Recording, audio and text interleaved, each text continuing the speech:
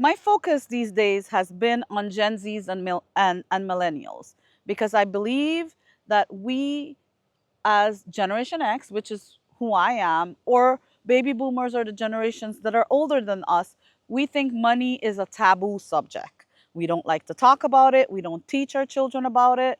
We complain about it when we do talk about it. So the younger generation do not have a good connotation about a money conversation, but yet they're open to talking about it.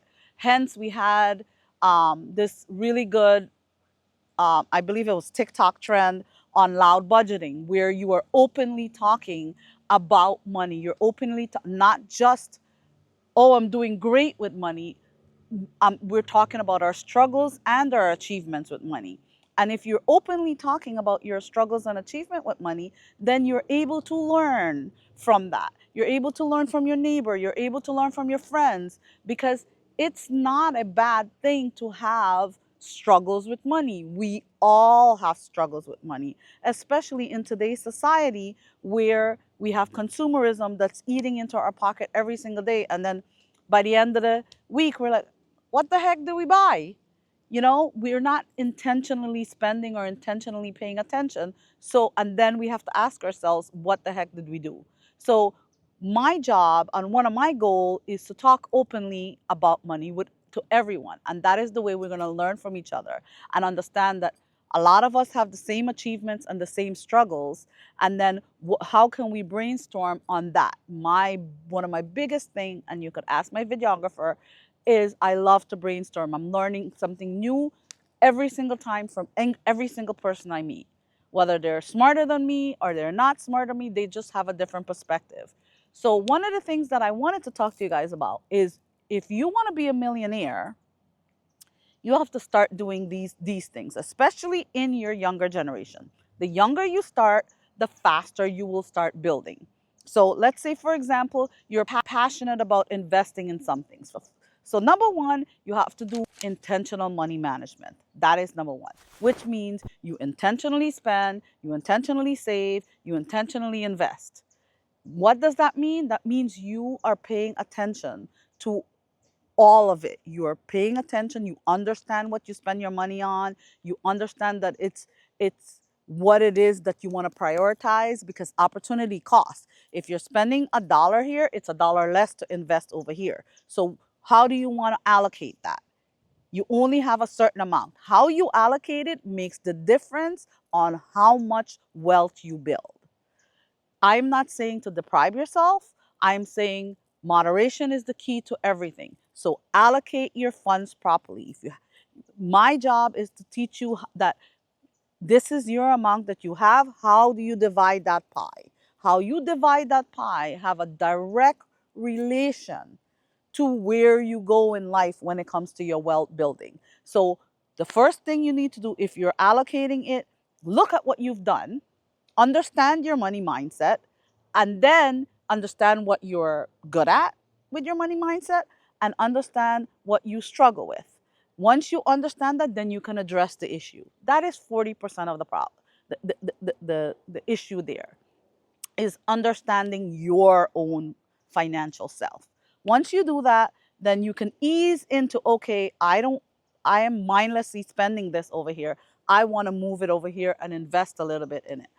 If I want to plan for a goal or a vacation or a car or something specific, analyze where I want to go, when I want to do it, how long it'll take me to save for that, but always have in this investment pie. So my investment pie always has. I have a savings pie and an investment pie. I have many savings pie because I have all my money is earmarked. If you have certain amount of money, it has to have a goal attached to it. You cannot just be saving mindlessly and then you'll forget what it is that you're saving for. So always have a goal attached to your money. Always have a goal attached to your pots, the goal pots, I call them. Because once you have a goal attached, it keeps reminding you, okay, that money was for that. This money is for this. This money is for that. If you have one big pot and everything is dumped into there, you tend to forget what those priorities are. So you know how to say out of sight, out of mind? It's the same thing with the savings pot. Out of sight, out of mind. So if you have it all sitting there in one big pot, then you are not going to remember. It's out of sight where your goal is. You think you have this one big money pot and you start spending on it, and then you forget what your priorities are. So prioritize, because you have one pot. The way you divide it is the key. No matter how little you are investing or savings, it has to be a part of it. I don't care if it's $1 or $2 or whatever. When I was savings, when I was little, $3 in the 1980s and 90s was my allowance. $1 went to charity, $1 I spent, and $1 went in my savings account. So you have to divide it up properly. As times go by, if you can't afford to invest $1, you can invest 20 cents. Every bit adds up. I am living proof that every bit adds up. Every little bit adds up. So even if you're putting 10 cents away, put it away and forget it. Automate it. That is one of the ways you do it. You automate it. If you are in your under 30, which means you're probably, if you're in college still, then I would say that you need to look at your debt for college. Do you have student loans? What is the interest rate on it? Put a spreadsheet together. Start working on looking at that debt and a plan to pay it off. That's one of the ways you're going to start building yourself. If you haven't gone to college yet, think about the debt before you take it on. One of the biggest issues with today's generation, the Gen Z generation, is the amount of debt we're taking on for education when we haven't invested enough time and money understanding what we wanted to educate ourselves on. It is more important to spend time and money understanding what you want to educate yourself on before you actually start spending the money to educate yourself, and before you even pick that fancy college you want to go to. It does not matter. Yes, it might matter a 2 cents here or there, but in the end all be all, marketable degrees are worth lots more in today's society than where you're actually going. So trust me on this.